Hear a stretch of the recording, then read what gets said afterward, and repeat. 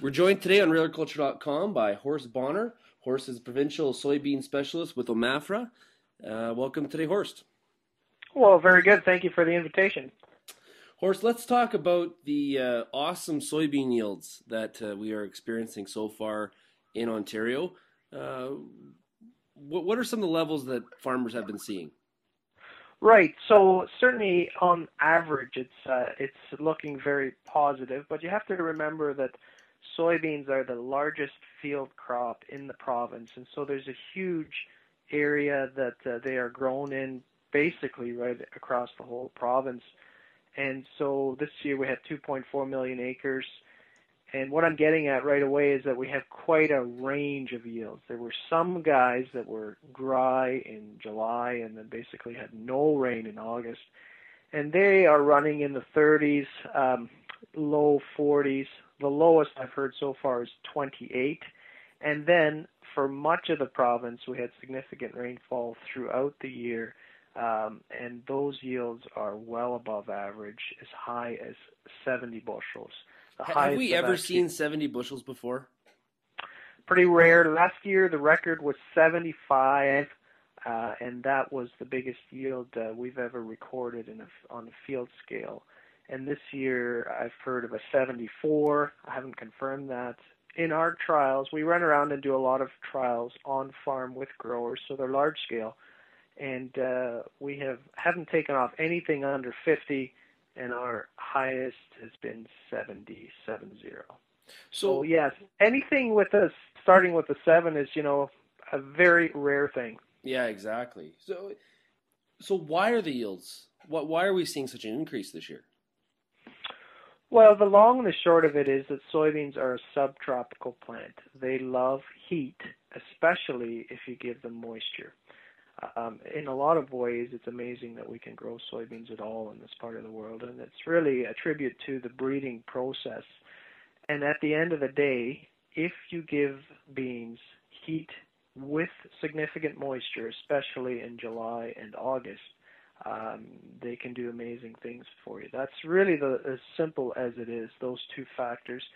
And of course, over the years now we have improved variety genetics, and that comes into play. And the other really big factor this year is that we had basically no soybean aphids and very little white mold. So that can make quite a difference as well.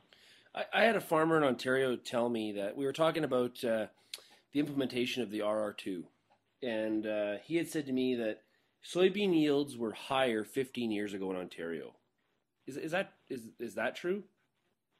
Well, certainly on a specific farm, you wouldn't want to argue with someone's specific farm data.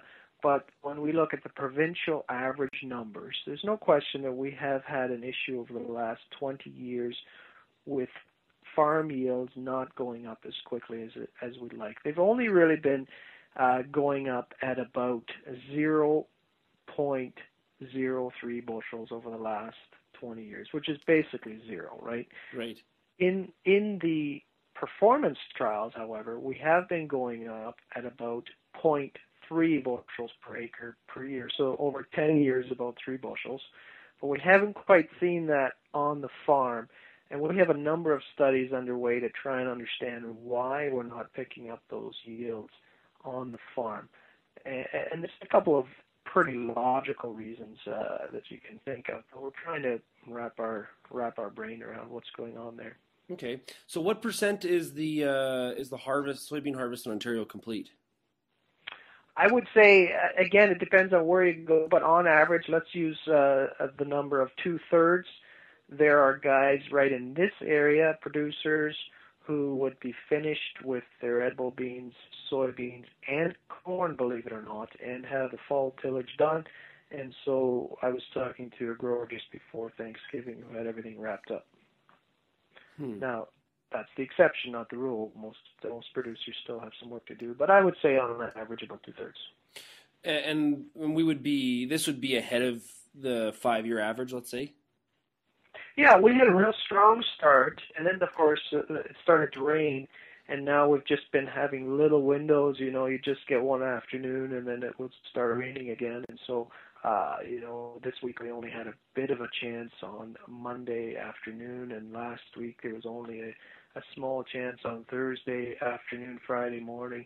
So yeah, we started strong, and now it's kind of stretching out, and we'll see how long it takes here. All we really need, to be honest with you, is about 5 days of sunlight, and we would be finished.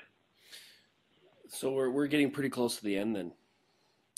Yeah, for sure. And there's been a number of growers that have switched to corn now, trying to get at the corn, just because it's, you know, it's a little easier with higher moisture in the air and in the soil to get at dry corn.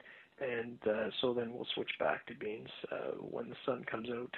And I'm assuming the quality of the soybeans is okay.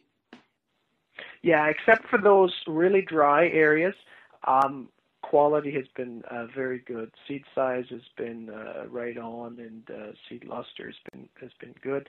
We have, with some of these IP contracts, experienced some frustration in terms of being rejected, and it's largely because, you know, there's some mud tag on there, and maybe the exporters are being a little more stringent this year because of supply, and so you get some of those issues. But on the whole, it's been good on that front as well. Yeah. Well, we do have a very ideal situation. The fact that yields are obviously, you know, on the average are very high, and we also have some price appreciation. So this looks like a potentially very good year for Ontario farmers. Yeah. Just everyone's situation is different, but certainly on the soybean side, a lot of us are pretty happy with what we're seeing. Yeah, that's absolutely true. Okay, Horst. Well, thank you very much for joining us today, and hopefully we'll talk to you again soon in the future. Very good. I really appreciate the opportunity, and I wish everybody the best.